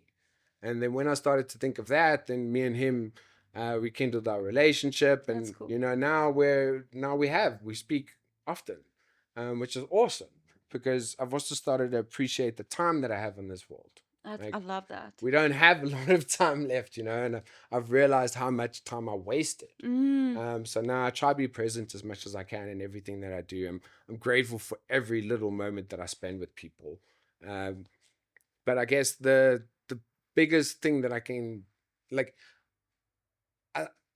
I think most people have gone through this in recovery. Like, at the first part, it was more about addiction, and then when I was ready at a certain point, then God gave me a new thing to work on. Yeah. So like, it went from the addiction part, and then when I was in treatment, I was fortunate enough to become halfway house manager, and that put me into, as much as it was a great situation for me because I got my own room and I didn't have to pay a bill. It put me into a situation now where I had to be the authority figure. Yes. Oh, wow. And it gave people a reason to not like me. Wow. And I was like, oh my God. That's everything you fear. Everything that I fear in this world. Because now I literally went from being a housemate to being in charge. Yeah. And like, now I had to give people consequences. And if you didn't do your duties, I had to, do whatever. Now I had to test you. And it put me in a situation where, like I said, people had very valid reasons to be angry with me. Yeah. And that was scary for me. That was incredibly scary for me. But fortunately, I was able to work on that. Yeah. I was given everything I needed at that point. I was given a lot of support by the institution that I was at. There was things that happened that led me to find a new therapist, and she was very strong with codependency and addiction. And she helped me work through a lot of those things as well. But I guess the point that I was trying to get to with that is then I had to start working on romantic relationships, which for me was a big fear. Yes, especially looking back at your story and how obviously connection and romantic relationships were something you struggled with, and then you take away substances, and now you're left with this distorted view of relationships. Exactly. Take us through how that's going. We're going to have to wrap up soon. Yeah, sure. So I would love to hear, what it's really like in what people don't really talk about in addiction recovery. We put down the substances, and then our core issues come to the surface. And I feel like you have really identified one that you struggle with. So what do you say around that? And what advice would you have? Not advice, suggestion. Like what works for you? Well, suggestions for me is like I said, I've had to learn how to open myself up to people. Yeah. especially good friends in recovery or my sponsor is obviously a person who helps you go through the steps, and my therapist. I've had to be very honest with what goes on for me. Yeah.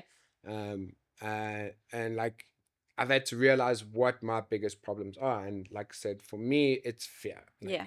whether it's fear of rejection, whether it's fear of whatever else.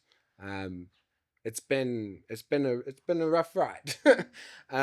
But that tied in with working on my relationship with God as I understand him and my recovery, and it's been a game-changing thing for me. Like, but I've had to be very open and honest and willing to do whatever was suggested Yeah.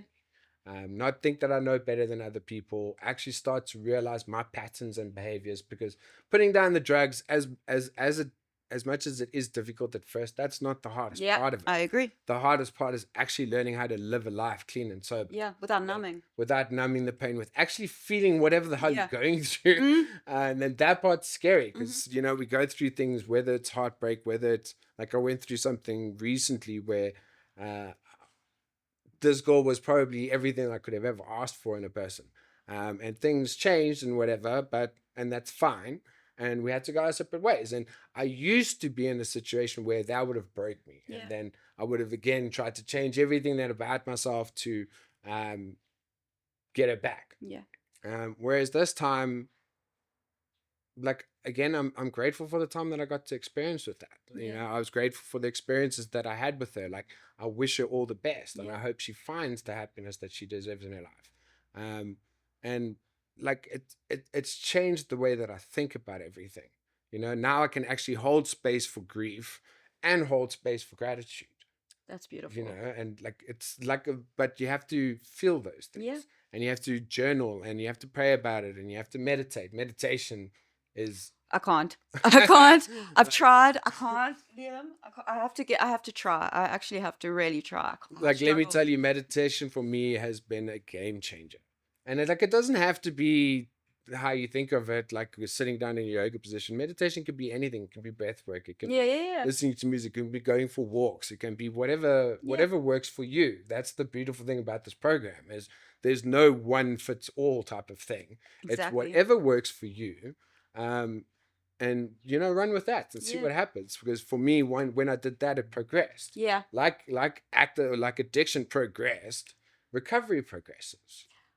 That I love that. That's how I wanted to actually like sum up what I got the most from your story, is that just like addiction is progressive, so is recovery. You took us on this journey where you hear about people saying, I'm a functional addict, and you really showed what that is and what that entails, and then points in your life where you were actually coping. You were practicing harm reduction that worked for you then. And if you want to call it that, you don't need to. I'm just going to use that terminology that worked for you then, and then that slippery slope that found you, and how you really quickly found your way, losing everything, but still rationalizing losing everything until the court had to step in and actually help you get to a point that you fought all the way until you were there. Yeah. Like, that's the progression of addiction. And there's so many points in Liam's story where I want everyone who's listening to know you don't have to be at this point in addiction, because anywhere in your story you deserved help. Anywhere. Any part of that story, you deserved help. You deserve to say, I'm struggling.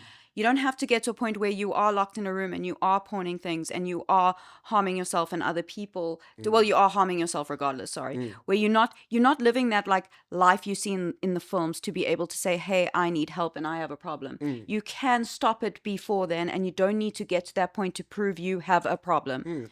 And that's mostly what I got from your story, because things can go by like this. And 1 second you're struggling, the next second you're in a ditch. 100%. And that's the progression. And that's the thing, you just don't have to live that life. Yeah. And I think that was the scary part for me, letting go of drugs, is I thought that was my whole identity. Yeah.